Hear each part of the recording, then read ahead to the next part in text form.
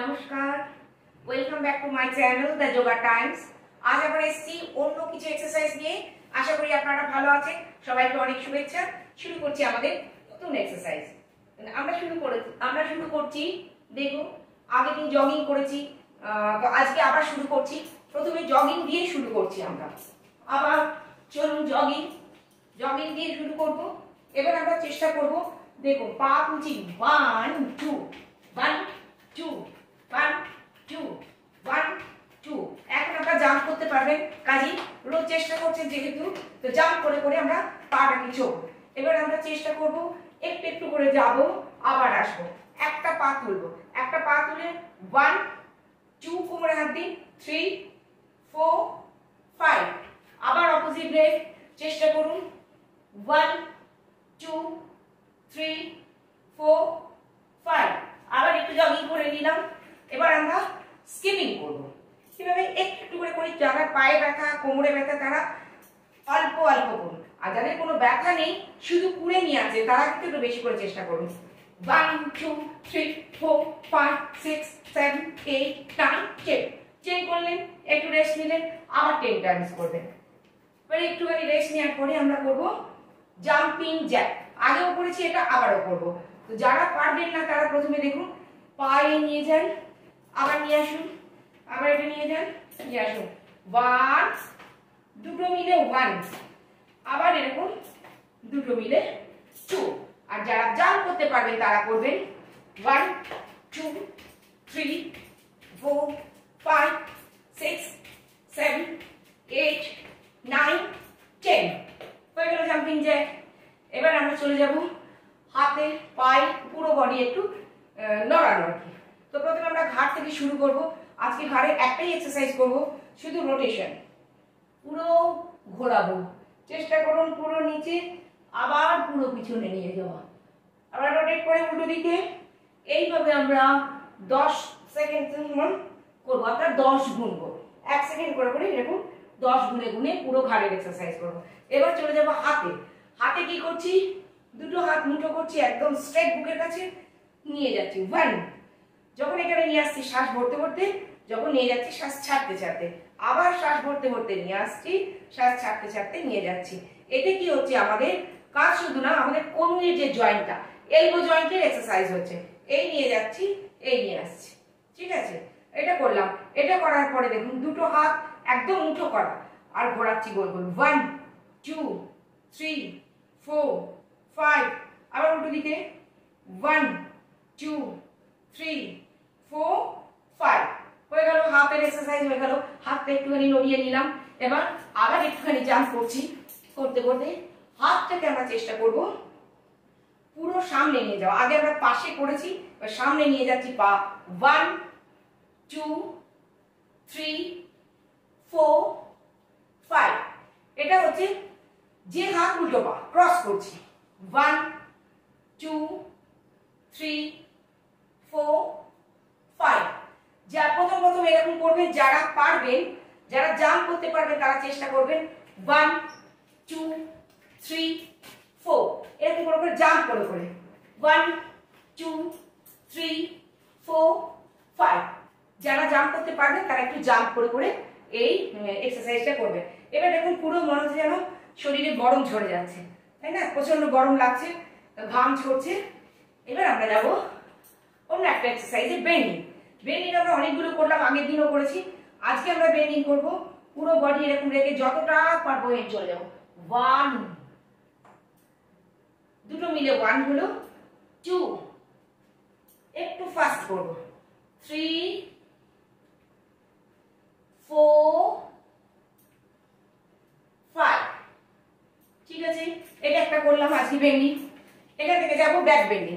আজকে আমরা back bending এ কি করব, চেষ্টা করবেন। আমি দেখুন দেয়াল ধরে দেখাবো। একটু পাটা, দুটো পা গ্যাপ করে এতটা ফাঁক রাখছি, রেখে দেয়ালে এরকম হাত দিন।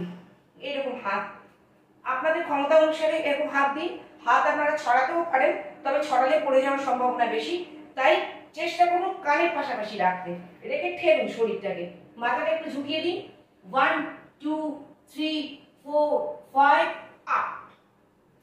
আবার করবেন, দুটো হাত হাত দেয়ালের পিছনে দিন, দিয়ে 1 2 3 4 5 আপ।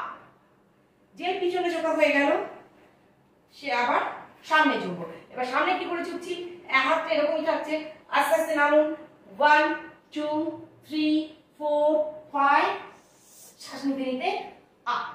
ঠিক আছে, তাহলে আমরা শিখলাম দেয়াল ধরে যদি করতে পারেন, যাদের সমস্যা মাথা ঘোরা পড়ে যাওয়ার ভয় তারা দেয়াল ধরে করবেন এতটা। আর যারা কোনো সমস্যা নেই তারা কি করবেন, দুটো হাত কানের পাশে রাখুন, রেখে যতটা সময় ঝুঁকুন। দেখুন আমার নিচের পা, আমি ক্যামেরা একটু নিচু করছি তাহলে আপনারা আমার পায়ের পজিশনটা দেখতে পারবেন। পাটা দেখুন একদম স্ট্রেট, আমি এরকম ভাঁজ করছি না। যখন নামছি হাত রেখেছি, পা স্ট্রেট করে এই নামছি, এই চেষ্টা করছি, কিন্তু এই হয়ে যাচ্ছি না বা এই দিকে চলে যাচ্ছি না, এই স্ট্রেট পা স্ট্রেট করে যতটা। এটা হচ্ছে ব্যাক বেন্ডিং আসন। আপনার মেরুদণ্ডটাকে আমরা যদি একটু মোচড় দিতে পারি, পিছনের দিকে যদি ঝোঁকাতে পারি, ব্লাড সার্কুলেশন ভালো হবে, ব্যথা যন্ত্রণা কমে যাবে। তো সেইটা যদি আমরা এখন করতে পারি, করে এক্সারসাইজ করলে আমাদের অনেক সুবিধা হবে। তো আজকে আমরা এইগুলোই করলাম। আর একটাই এক্সারসাইজ করব, সেটা হচ্ছে দেখুন নিজেরাই বাড়িতে নিজের মতো করে দম নেন, দম ছাড়েন। আজকে দমটাকে আমরা প্রচন্ড হাঁপিয়ে গেছেন, তখন কি করবেন, তো ঝুঁকে যান এরকম,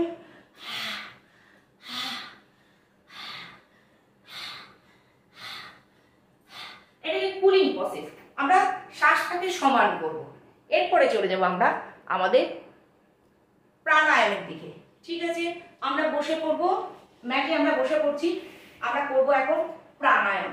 তো আজকে প্রথমত আমরা ওমটা রোজ করার চেষ্টা করব, তাই ওম আজকে আমি আর দেখাচ্ছি না। এখন প্রচন্ড মানে সিজন চেঞ্জের সময় সবার শরীর খারাপ, সর্দি কাশি এগুলো থেকেই যাচ্ছে। তো সেই জন্য আমরা একটা জিনিস চেষ্টা করব, মুখ দিয়ে শ্বাস নেব, যখন শ্বাস নিচ্ছি পেটটা ফোলাবো, ফুলিয়ে বুকের মধ্যে আটকে রাখবো। আপনার ক্ষমতা অনুযায়ী আপনি 5 সেকেন্ড 10 সেকেন্ড 20 সেকেন্ড যা রাখতে পারেন। রাখার পরে ছাড়ার সময় মুখটা মানে ফু দিই না আমরা, সেই ফুটা জোরে ফু দিয়ে পুরো হাওয়াটাকে বার করবো। আর যতক্ষণ হাওয়া বার করবো তখন পেটটা ভেতরে ঢুকে যাবে। তো আমি করি, দেখুন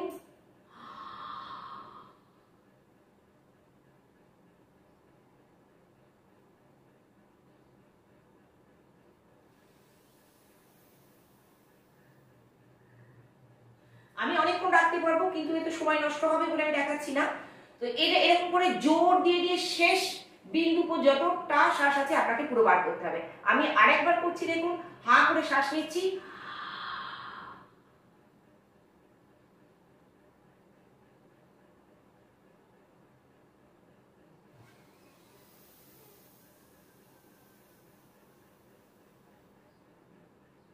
ঠিক আছে।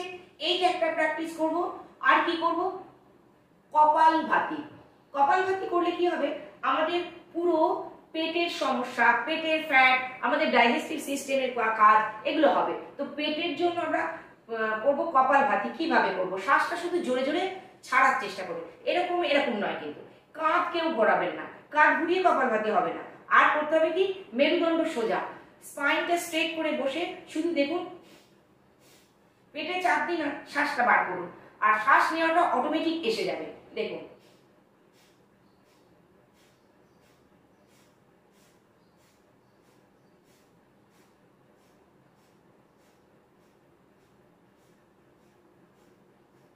এটা হচ্ছে কপালভাতি।